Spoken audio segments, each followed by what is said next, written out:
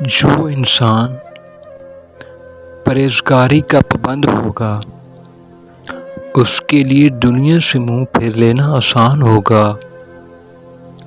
معرفت کے درخت کو فکر کا پانی دینا چاہیے تاکہ آخرت سنور جائے۔ جس بندے کے اندر مروت نہیں اس کی عبادت بھی خالی خالی ہوتی ہے، ایسی عبادت کا کوئی فائدہ نہیں۔ جو انسان 1 سال تک صبر سے کام لے گا اس کی تمام پریشانیاں اور مصیبتیں ختم ہو جائیں گی۔ آخرت کی فکر کرنا ایک ایسا چراغ ہے، جب چراغ ہی نہ رہے گا تو دل کی روشنی بھی ختم ہو جائے گی۔ یاد رکھو، انسان کی بہتری اور نجات صرف دین کی تابعداری میں پوشیدہ ہے۔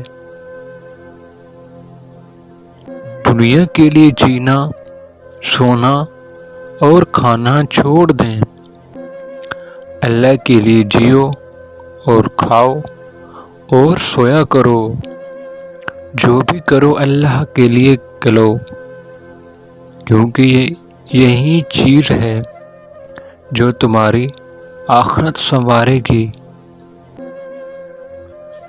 جس کے بیکار دوست ہوتے ہیں وہ کبھی ترقی نہیں کر سکتا، وہ ہمیشہ پیچھے رہ جاتا ہے اور دوسرے لوگوں کو ترقی کرتے دیکھتا ہے لیکن خود آگے نہیں بڑھ سکتا۔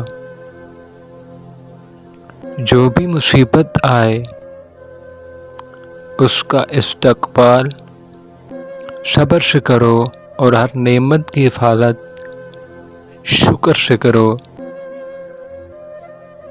جو بندہ شکریہ میں کمی کرتا ہے، اچھے دوست اس سے آہستہ آہستہ دور ہو جاتے ہیں، نیکی کرنے والے بھی بے رغبت ہو جاتے ہیں۔ عمر گزشتہ کا کوئی بدل نہیں اور موجودہ وقت پیش بہا دولت ہے۔ اپنی بصیرت کی روشنی میں اس سے زیادہ فائدہ اٹھائیں۔ صرف 2 دانے رات کو چلغوزے کے چبا لو، 80 سال تک پٹھے کمزور نہیں ہوں گے۔ مستحق سائل کا ہدیہ جو بندے کی طرف بھیجتا ہے، بندے کو کسی صورت بھی سائل کو خالی نہیں بھیجنا چاہیے،